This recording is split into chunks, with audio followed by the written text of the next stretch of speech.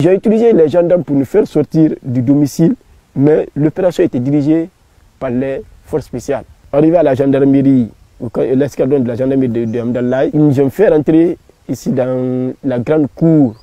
Le commandant de la gendarmerie, il avait un gros ventre comme ça, grand. Il avait ordonné à ces hommes de mettre ici dans les violons. Mais sur ce coup, le chef des opérations de l'équipe des forces spéciales qui était venu sur le terrain ce jour-là avait dit non, il avait répliqué, dit non, les colis là nous appartiennent. Il dit, les colis là nous appartiennent. C'est sur ces instructions qu'ils nous ont fait sortir ici de la gendarmerie. Ils n'ont même pas fait même 2 minutes ici dans la cour ici de la gendarmerie. Ils nous ont fait sortir, ils nous ont mis maintenant ici dans les blindés. Il a dit, mais vous allez regretter tout ça.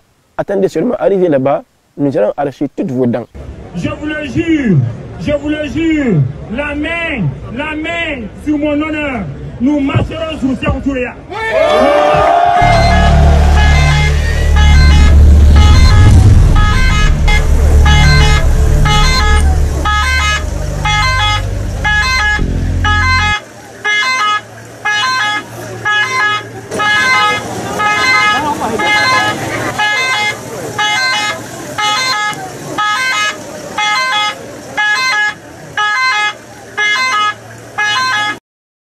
Je tiens sur notre coordinateur national, M. Oumar Silla, alias Fonike Mangé, et ensuite le responsable de la mobilisation et action du FNDC, M. Mamadou Billeba, et d'autres membres et responsables chez le coordinateur. C'était dans les environs de 22 h, nous étions là. On faisait un entretien par rapport à la mobilisation que nous devions tenir le 10 juillet 2024 à Yimba Taneri.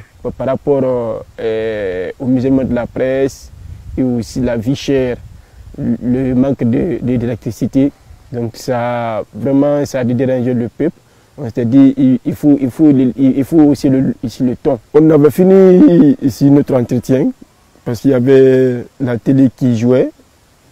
Nous sommes continués ici on a continué ici dans la causerie. Quelques minutes après, il y a un de nos membres qui avait alerté M. Mamadou Billeba.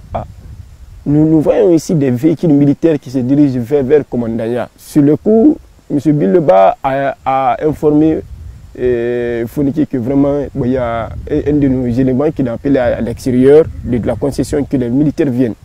Donc ce n'est pas pour nous arrêter.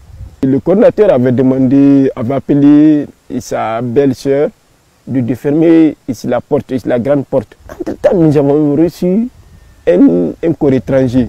C'était un gendarme déguisé en civil qui portait une casquette blanche. Il était ici de teint clair, avec une taille moyenne, pas trop élancée, un peu gros. Il est rentré au salon. Lorsqu'il est rentré au salon, bon, il a vu qu'on était tous réunis là. Ici, il a fait un petit recul. Il a demandé à ses amis, venez, ils sont là. Lorsqu'il a fait signe à ses amis que effectivement notre présence était là, il s'est retourné, il s'est adressé à Fonike Mangé et à Billeba. Monsieur, vous êtes en état d'arrestation. Billeba avait obtempéré. Et le coordinateur avait demandé, mais où est le mandat d'arrêt? Parce que nous ne pouvons pas venir ici dans la nuit tardive pour prendre des gens sans mandat. Sur le coup, les trois gendarmes qui étaient rentrés en tenue, lourdement armés, donc le monsieur qui parlait, lui, il était en civil. Donc c'est ces trois qui l'ont pris de force. Et il était assis ici dans un petit fauteuil. Ils l'ont pris de force pour le faire sortir ici de la concession. Sur le coup, je me suis mêlé et d'autres personnes et d'autres éléments aussi ont pris la parole. On les a dit, mais écoutez, nous ne sommes pas des criminels, vous ne pouvez pas venir chez quelqu'un, l'arrêter nuitamment et sans mandat. Comme on le tirait, je suis par les 2 pieds, et on le traînait ici par terre. Moi, je suis venu le prendre ici par les bras. Donc, on le tirait, et les 3 gendarmes et moi, et nous, on le tirait parce que sa belle-sœur s'était mêlée dedans. Donc on lui tirait. Le monsieur qui était en civil a appelé ici un renfort. Parce que s'ils étaient seulement à eux 4, ils ne pouvaient pas le faire sortir. Donc, c'est certains qui sont des gendarmes qui étaient venus en tenue, qui sont venus maintenant ici à renfort. Le nombre a augmenté à plus de 10. Donc, on ne pouvait pas trop tenir. La femme a son jeune frère qui était aussi dehors, et ils habitaient ensemble. Celle-là est venue. Et elle continue à parler et elle aussi, elle disait, mais vous ne pouvez pas venir arrêter comme ça quelqu'un. Il y a un gendarme qui l'avait donné une gifle. Moi, il y a un autre gendarme qui m'a donné un coup violent sur le pied, c'est-à-dire avec son pied. Je suis parti tomber derrière. On l'a fait faire sortir ici de la grande cour. Mais comme je ne voulais pas l'abandonner, je me suis relevé, vite j'ai couru derrière, et j'ai couru envers eux. Toujours pour les retirer parce qu'on les traînait par terre. Donc ils criaient et se lamentaient. Arrivé au grand portail, parce qu'ils étaient juste arrivés lorsque je me suis levé, je les ai trouvés au grand portail. Il y avait 2 pick-up ici de la gendarmerie qui étaient postés là. Et 4 blindés des forces spéciales. Parce que j'avais compris que vraiment, le périmètre était bouclé. Donc il y avait des éléments de forces spéciales et de la gendarmerie un peu partout. Donc, le 4e blindé, c'était un blindé en grande antenne qui était posté vers, en partant ici la ruelle qui mène à la minière. Comme ils ont vu que ici, je tenais beaucoup à le retirer, et ils m'ont mis, c'est dans ce cas que j'ai été mis dans le loup. Nous 3, ils nous ont tous fait monter ici dans les pick-up. Mais moi, j'étais avec Bilou, ici dans le même pick-up de la gendarmerie. Et Founiki, on l'avait mis ici dans notre pick-up. On m'a mis sous le banc en fer.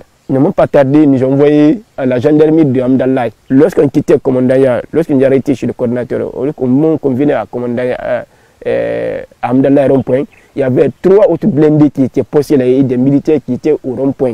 Ils ont utilisé les gendarmes pour nous faire sortir du domicile, mais l'opération était dirigée par les forces spéciales. Arrivé à la gendarmerie, l'escadron de la gendarmerie de Hamdallah, ils nous ont fait rentrer ici dans la grande cour. Le commandant de la gendarmerie, il avait un gros ventre comme ça, grand. Il avait ordonné à ces hommes de mettre ici dans les violons.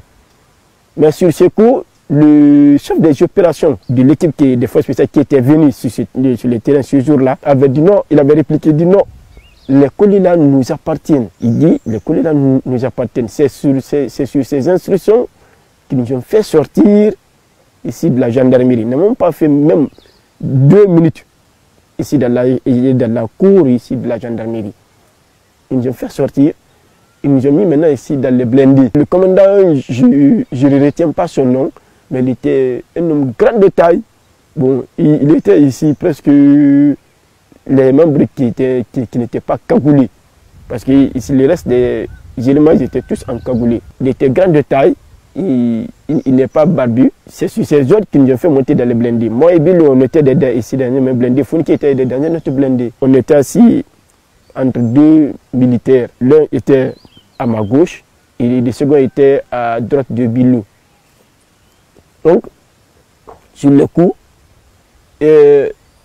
dans le blindé, les militaires qui étaient assis à nos à côté disaient,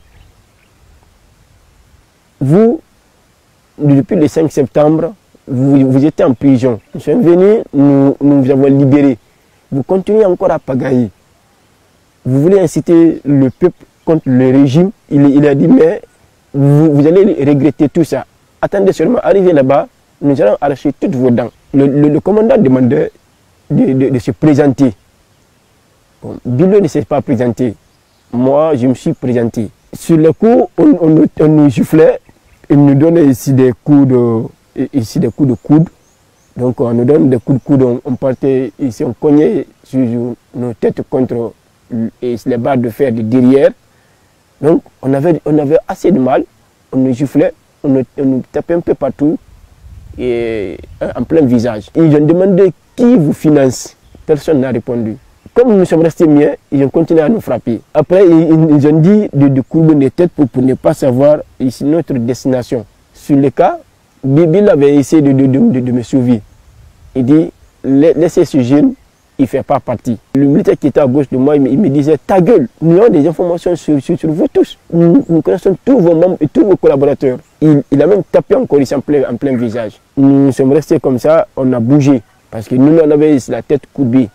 On ne savait pas où on allait. Mais lorsque nous sommes arrivés à destination, nous avons su que c'était le palais Mohamed V à la présidence. Après ce passage, je tenais à partir de cette mobilisation lancer un message clair aux délinquants, clair aux criminels de Mamadi Doumbouya. Suivez très bien. Nous avons manifesté pendant 10 ans. Si Doumbouya est prêt au chaos, on sera au chaos. Suivez très bien. On a manifesté pendant 10 ans. Nous avons plus de 500 morts liés aux manifestations. Je vous le dis, je vous le répète, trop c'est trop. S'ils sont prêts à ce qu'on déstabilise la Guinée, on le déstabilisera. Suivez très bien. Je le dis, c'est un appel que je lance à la France. C'est un appel que je lance à Macron. C'est un appel que je lance aux Nations Unies. C'est un appel que je lance à la CPI. Merci tous ceux qui veulent que la paix, la stabilité règne en Guinée, c'est le moment de vrai. Fonke est trop gros pour disparaître. Merci. Il est trop gros pour disparaître. Il nous remet Fonke. Rien n'est arrivé à Fonke et Bilo, absolument rien. Absolument. Fonke et Bilo sont gardés par Doumbouya. Je vous le dis, je vous le répète. À ce qui concerne la force vive, à ce qui concerne tous ceux qui se battent, nous sommes prêts au pays et nous travaillons pour le pays. C'est ça qui est dans tous les esprits. On ne laissera pas. On ne laissera pas un délinquant. On ne laissera pas un narco. On ne laissera pas un bandit. Quand les Guinéens ce qu'ils veulent. Je le dis, je le répète à nouveau. Le seul message que je viens vous faire passer, c'est de libérer Fonke. Et Bilo, beaucoup diront ici, vous ne parviendrez pas à manifester à Conakry. Je vous le jure, la main sur mon honneur, nous marcherons sur Sékou Touré.